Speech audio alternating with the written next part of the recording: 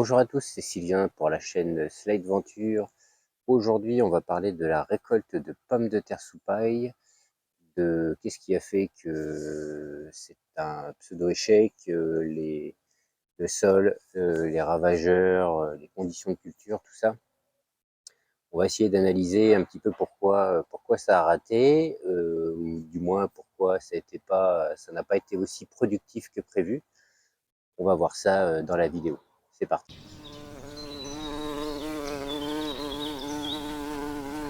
Avant de commencer, je vous rappelle que vous pouvez me retrouver sur les réseaux sociaux, Twitter, Facebook, Instagram principalement, en cherchant Slate Venture et sur mon blog slateventure.net. Donc on attaque sur cette culture de pommes de terre. Donc comme vous l'avez pu le lire dans le titre ou sur la miniature, je ne sais pas encore, la récolte de pommes de terre n'a pas été exceptionnelle pour moi cette année. Et donc, on va voir, j'ai essayé d'analyser un petit peu ça 2-3 jours après et de voir un petit peu qu'est-ce qui avait raté. Je pensais ne pas avoir une récolte exceptionnelle compte tenu de l'état du terrain que c'est pas terrible pour l'instant. Mais malgré tout, je pensais avoir une récolte un petit peu meilleure que celle que j'ai eue. Donc, je vais commencer par le terrain. Donc, qu'est-ce qui s'était passé? Donc, vous le voyez peut-être derrière, en fait, il y a le reste de tas de paille qui recouvrait les pommes de terre, qui pour l'instant est en tas comme ça. Le terrain, donc le terrain argileux, très compact, hydromorphe l'hiver, et donc très asséchant l'été. Du coup, j'ai des crevasses monstrueuses là, à certains endroits qui ne sont pas arrosés. Donc, le terrain n'est déjà pas idéal. Ce que j'avais fait, c'est que j'avais préparé donc cette parcelle ici. J'avais pas planté des pommes de terre qu'ici, mais ici c'était la grosse partie. Donc j'avais passé le motoculteur, moi qui suis pas pour le travail du sol, j'avais quand même passé le motoculteur parce que pour moi il était impensable de planter des pommes de terre comme ça. J'avais déjà essayé dans le passé de poser des pommes de terre sur le sol simplement et de recouvrir de paille. Ça n'avait pas fonctionné. J'ai réitéré ici pour être sûr, et ça n'avait pas fonctionné.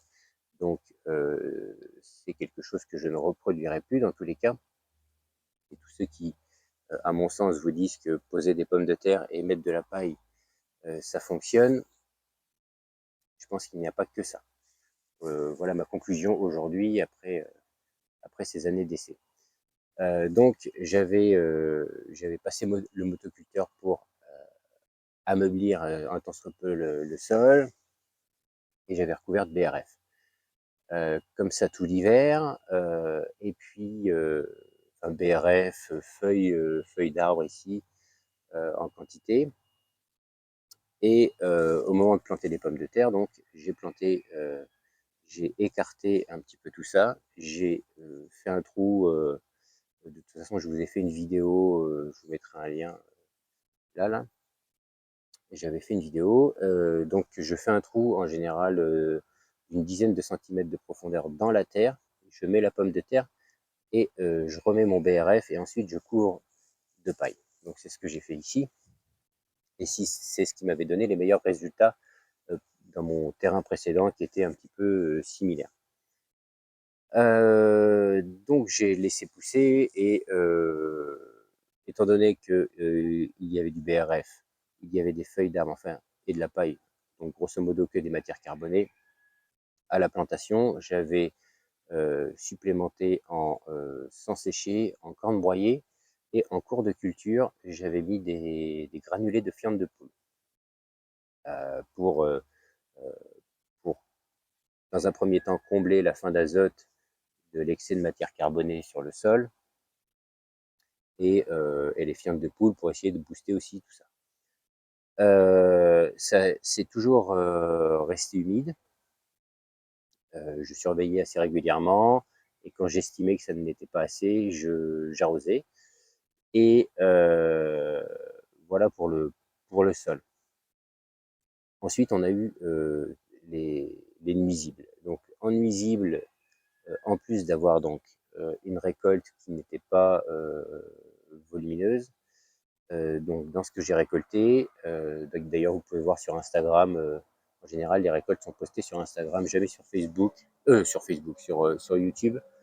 En général je fais des photos et j'avais fait la photo d'une cagette que j'avais postée sur Instagram. En réalité en volume j'ai eu à peu près 2 cagettes comme celle-ci au total, sur tous les petits endroits, parce que j'en avais fait à plusieurs endroits, plusieurs tests. J'ai eu l'équivalent de 2 petites cagettes, ce qui est à peu près 5 fois inférieur à ce qui était prévu, en comptant une production pas terrible.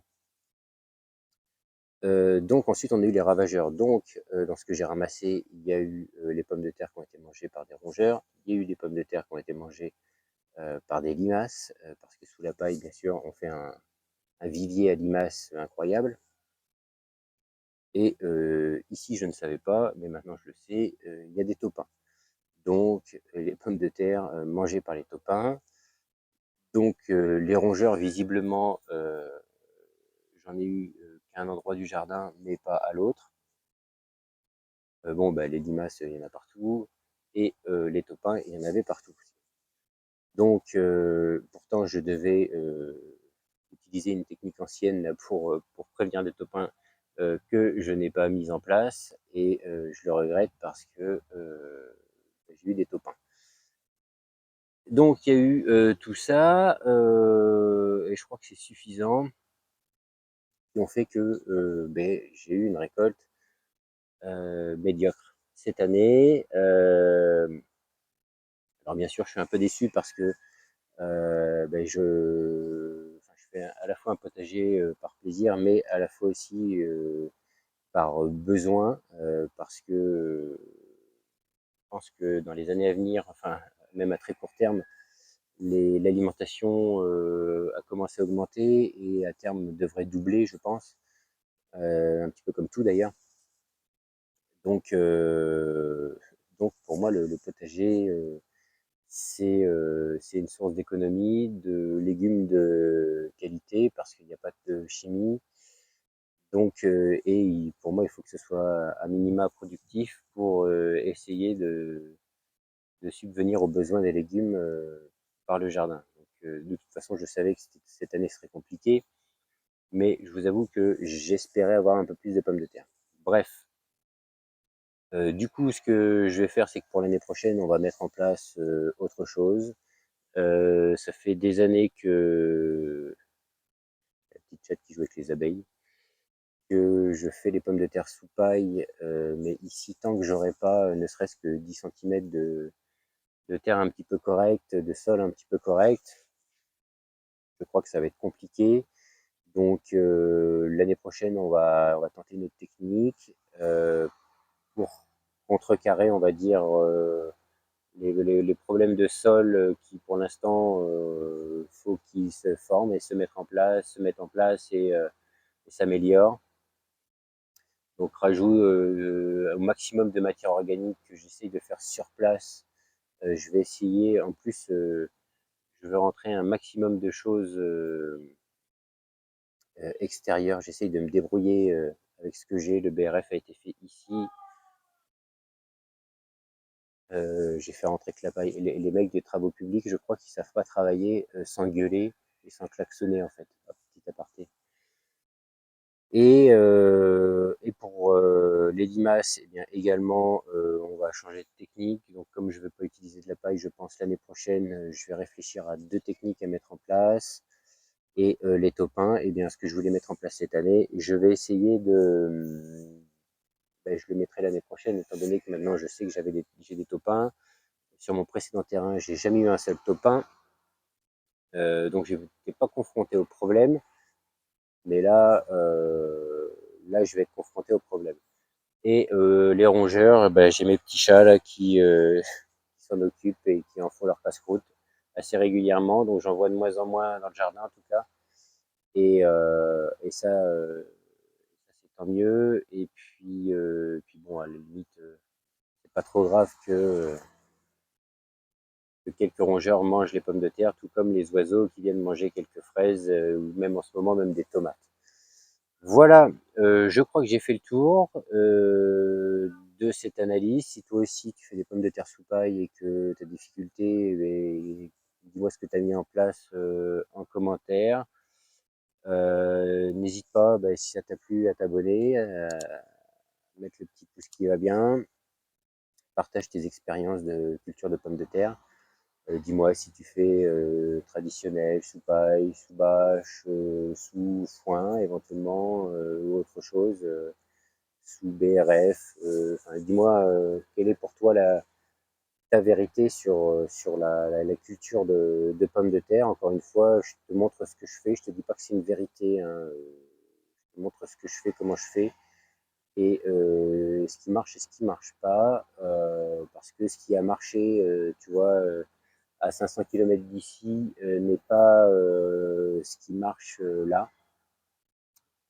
Donc en fait, il y a pas de règle de jardinage. Il faut s'adapter, observer, voir ce qui marche et ce qui marche pas. Voilà. Je te dis à la prochaine dans une prochaine vidéo. Encore une fois, n'hésite pas à partager, t'abonner. Salut!